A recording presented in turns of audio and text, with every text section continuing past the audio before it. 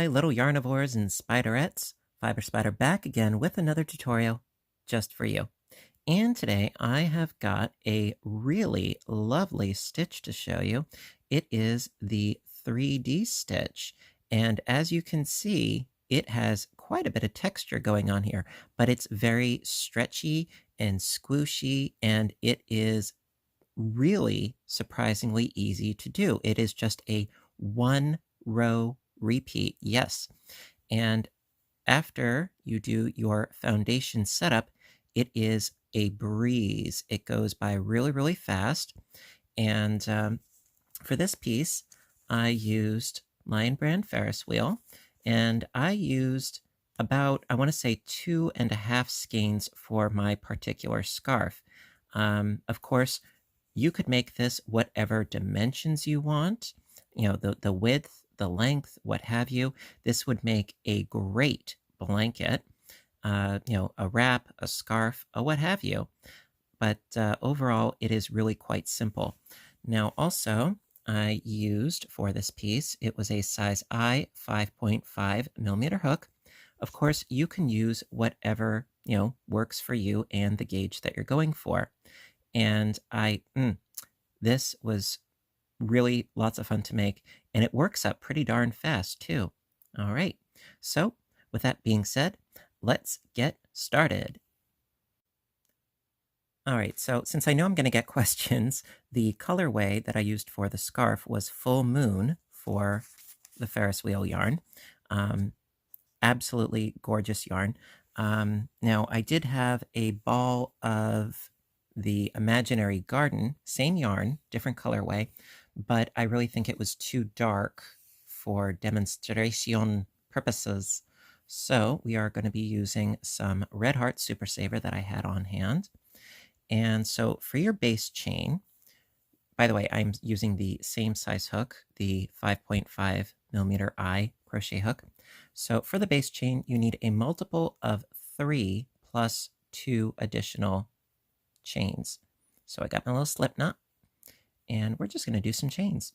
So I think I'm going to do 20, because 3 times 6 is 18, plus your additional 2, you get 20. So I got 1, 2, 3, 4, 5, 6, 7, 8, 9, 10, 11, 12, 13, 14, 15, 16, 17, 18, 19, and 20. Now, of course, you can do however many chains you want to if you want to make, a blanket or a wrap or something. So I got, let's see, 2, 4, 6, 8, 10, 12, 14, 16, 18, and 20. Good. Okay.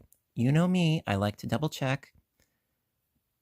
All right. So from here into the 4th chain from the hook, we're going to do double crochets. Now, you can, of course, go into the top loop of the V, or you can go into the spine. For the sake of being a little bit quicker, I'm going to go into the top loop of the V. Dealer's choice. Really, it's up to you what it is that you would prefer. And so I'm just going to do double crochets all the way across. I would say that for a slightly neater edge, do your double crochets into the back spine. But me, you know what I always say? I always say, march to the beat of your own bongos. And that is what I'm doing right now. I'm using artistic license, if you will. So I'm just doing double crochets all the way across, and that will be the foundation row. Really, really simple.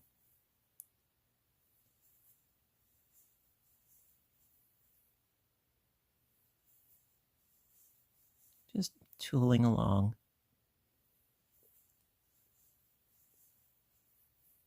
Also, if you are doing a really wide piece, I would suggest doing the foundation crochet stitches, the chain-free foundation stitches, because that way you don't have to worry about first doing a really mammoth long chain and then realizing, oh, you miscounted the number of chains. You know what? I'm going to put a link to the video that I did for that in the description box down below. You know, if you need a recap, no problem whatsoever. So after chaining 20 and doing my double crochets, now this one here, this first chain 3 does count as a double. So I've got 2, 4, 6, 8, 10, 12, 14, 16, and 18 double crochets after doing a chaining of 20. All right, so that is the foundation. Okie dokie. All right, so for the second row of the foundation, if you will, I'm going to start by chaining up 3, turn the work, and then into not this first double crochet, but into the next one, right here, do 3 double crochets into that same stitch. Now, it doesn't look like much yet, but don't worry. This, on the next row, whoa, things are going to change, believe you me. So chain 3, and skip 2 double crochets going into the third with 3 more double crochets. Now, you're probably asking yourself, isn't this going to cause the piece to buckle? Yes, it will, but it evens up in the end. Don't worry. So chain 3 again, and then skip the next 2 double crochets into the third, 3 double crochets.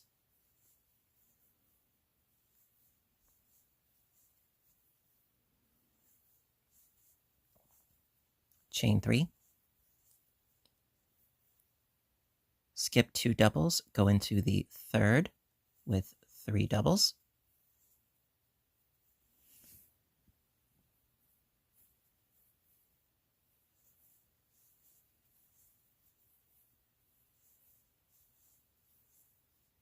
Chain 3.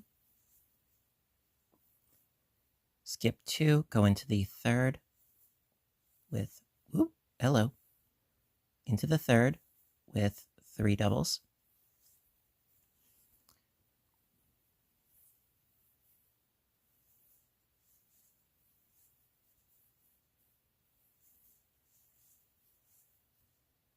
Chain 3. Okay, now skipping 2, going into that third one right here with 3 doubles.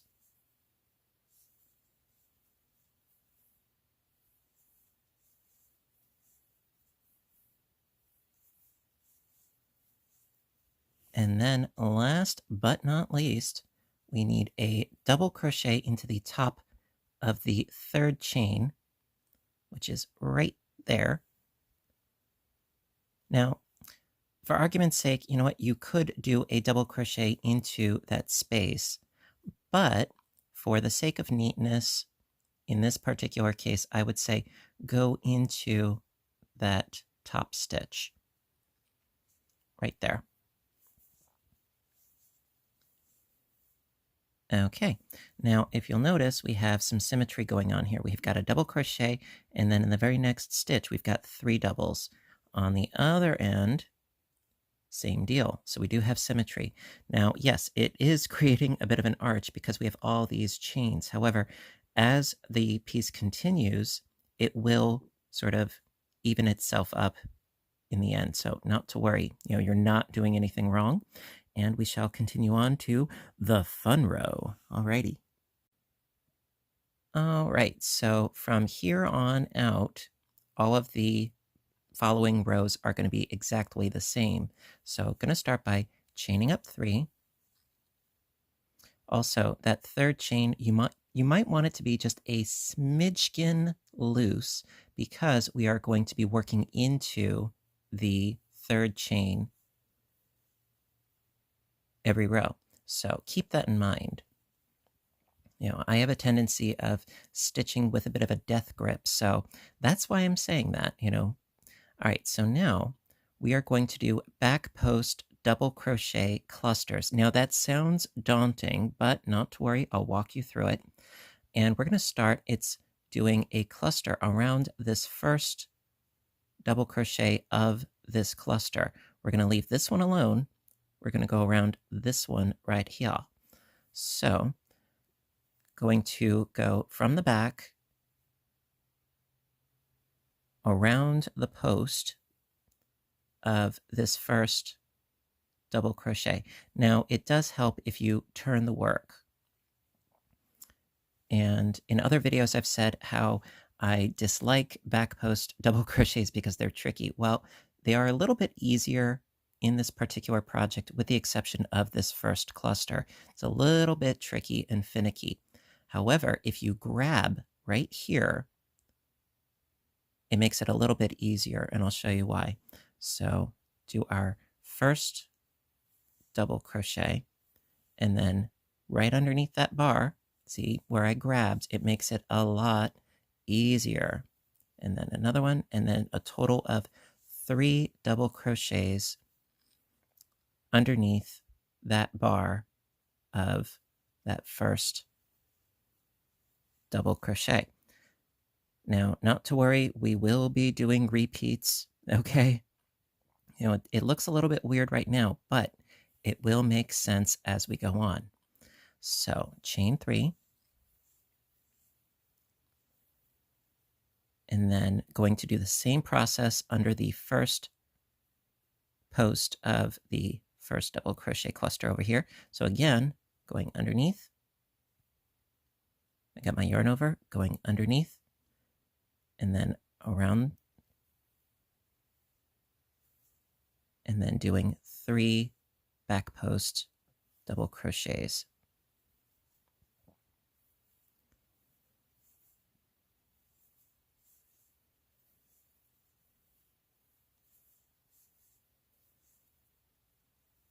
So we've got our second one. Yes, I know, it looks wonky, but it'll make sense. Give it a chance. So chain 3. We'll do our next one.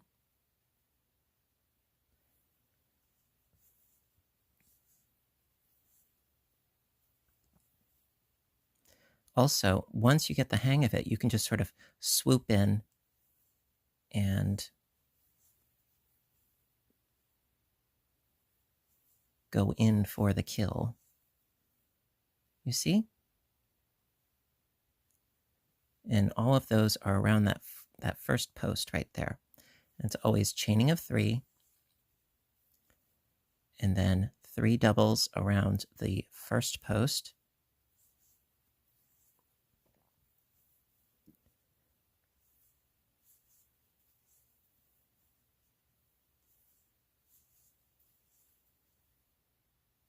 Chain 3, and then 3 doubles, well, back post doubles around the next.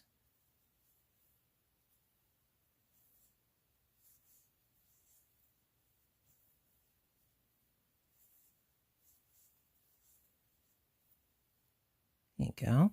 And we've got one more. Chain 3. And don't forget, it's always chaining of 3 in between your clusters. I have made the mistake where I didn't do any chains, and I'm like, oh, what happened here? All right, so again, with our 3 back post double crochet stitches,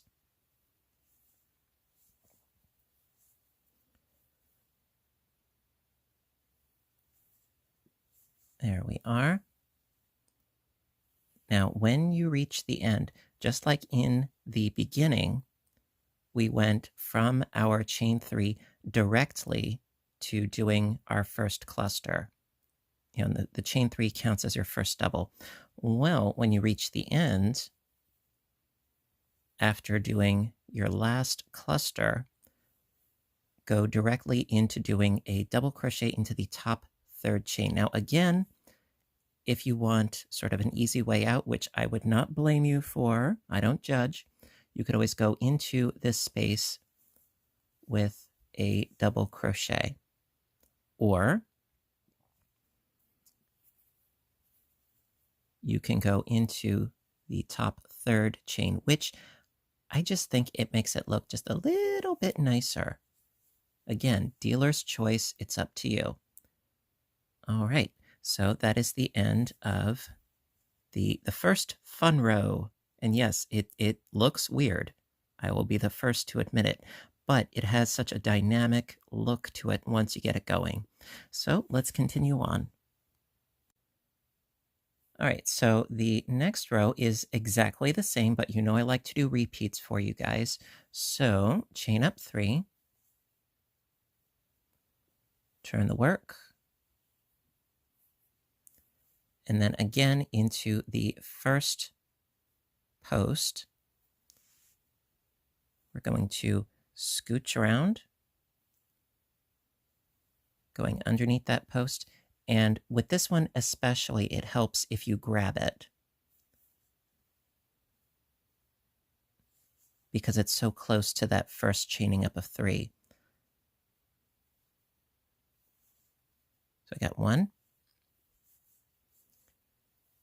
and 2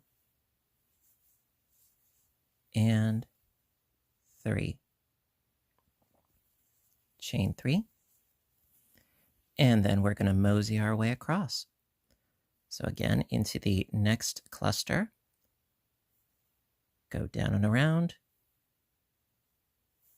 that post.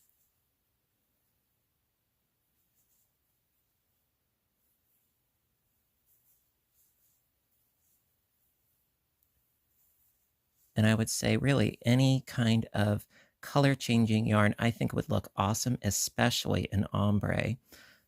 Chain 3. You know, if it's one that changes color, you know, every couple of inches or so, I think it might look a little too confetti-like and a little too busy. But hey, again, to each their own. You know, I'm just voicing my little opinions. So again, going underneath and around the first post with 3 double crochets.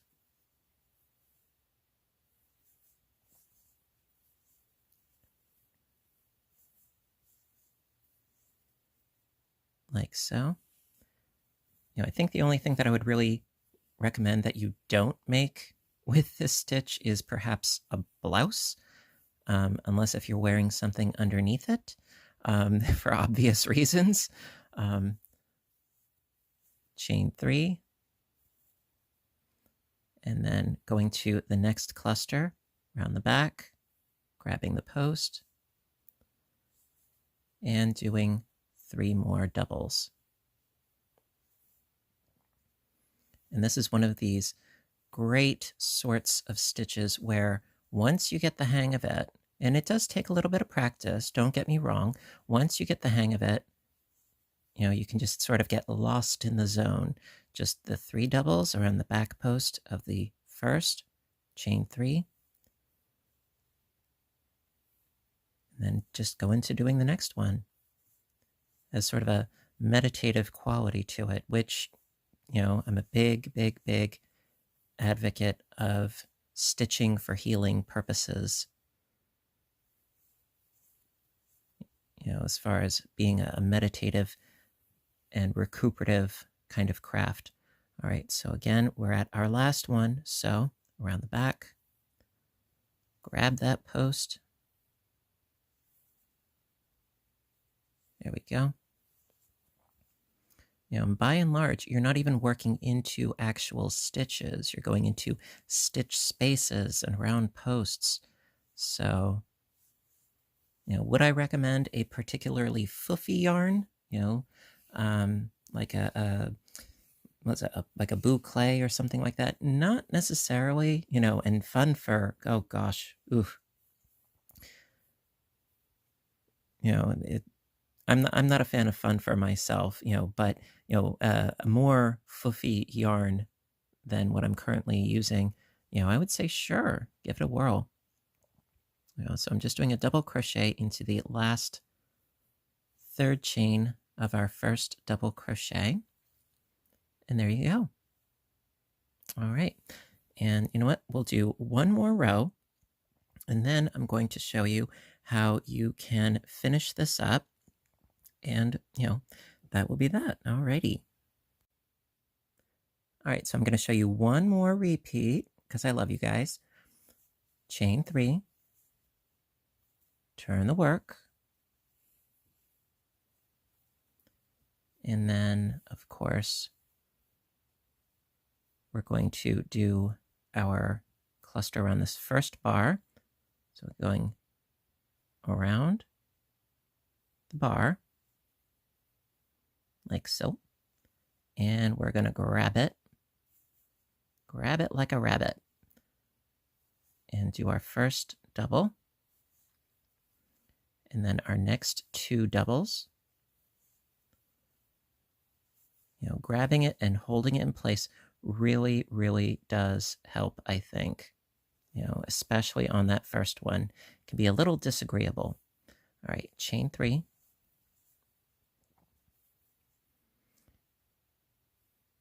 And then 3 under the first of the next cluster.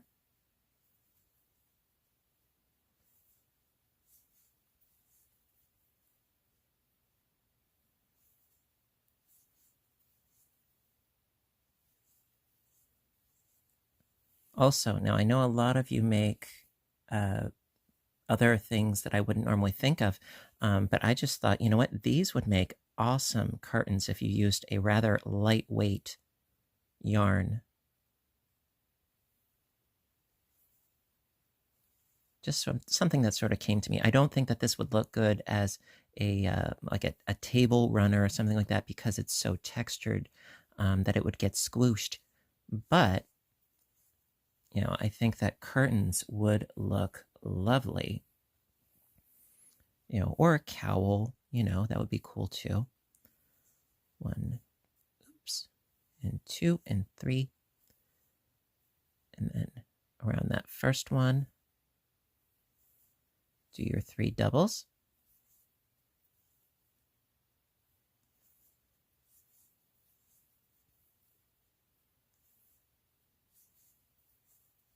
And then chain 3. And then 3 more.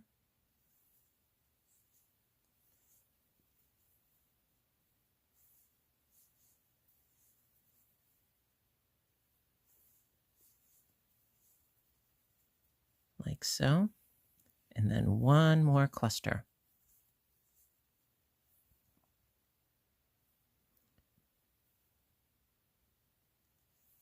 Oop. Come on, work with me.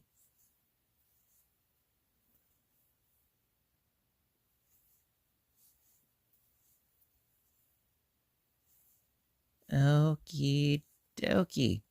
And then last but not least, we need a double crochet into the top 3rd chain of the first double crochet. There we go. Oh, of course, my yarn is trying to make me look bad. There we go. And there you are. So gorgeous. Even with a fairly plain, non-flashy yarn, I mean, it's not color changing or variegated in any which way, but it's still stunning. Absolutely love it. All right, so now I'm going to show you how to finish up the top edge, just as we started with the bottom edge. Otherwise, it's going to fan out, and we want it to have it a bit more contained than that. So, going to show you how to finish it up, and then there you have it. Alrighty. Okay, so now, when your piece is long enough and you're ready to finish up, all you need to do is chain up 1, turn the work, and then you're probably thinking, well, if it's this wide, how do we condense it down? Well, we're just going to be working into the double crochet stitches. We're going to skip these chain 3s. We're just going to ignore them like they've been naughty children. So after chaining up 1 into these 3 double crochets, just do 3 double crochets.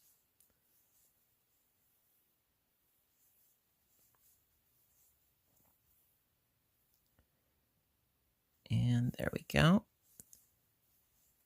And then skipping this chaining of 3, going directly into the next 3 double crochets with 3 double crochets.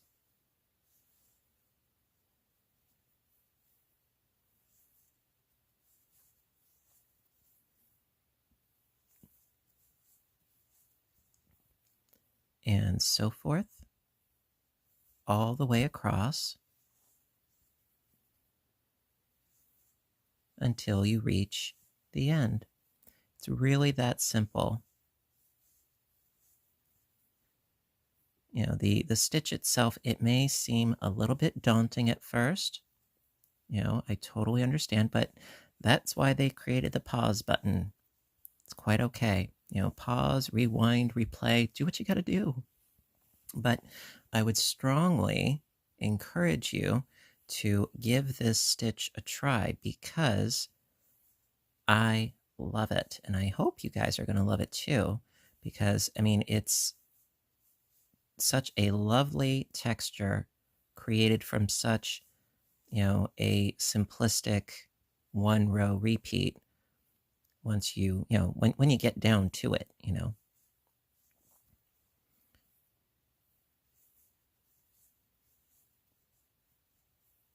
Okay, now we are going to leave off that last double crochet. Leave this little guy alone.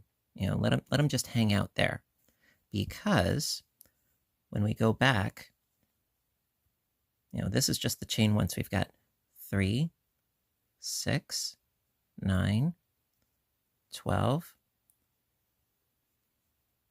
13, 14, 15, 16, 17, 18. I had a bit of mental flatulence there for a second. Yes, we've got 18, just like we had 18 down here. And it brings it together up at the top just as it was down at the bottom. And you have a nice, cohesive, awesome textured piece that I hope you guys will like. So, and also it is reversible. That's another bonus. There are a lot of stitches out there that, you know, it's one side is pretty, the other side not so much. So this one, it is reversible. So it's an extra little bonus. So with that being said, I really hope that you guys liked this tutorial. And if you did, give a little thumbs up button down below, show your support, and I appreciate your appreciation. You know, indeed I do. So also, like I said, I'm going to put in the description box down below, going to put how to do the chainless foundation stitches that might help you for doing a really wide piece for this project or some other perhaps. Also, please be sure to check out my Etsy store and my other YouTube channel, Fiber Spider Games. And I do try to post as often as I can, whether it's on that channel or this one, for crocheting, knitting, audiobook narration, and it's a lot of fun. And I, you know, would like to see you back. So hit that subscribe button, and I will see you in the next episode. So I want you to stay inspired, stay caffeinated, and above all, stay stitching. I love you guys, and I'll see you in the next one. Bye for now.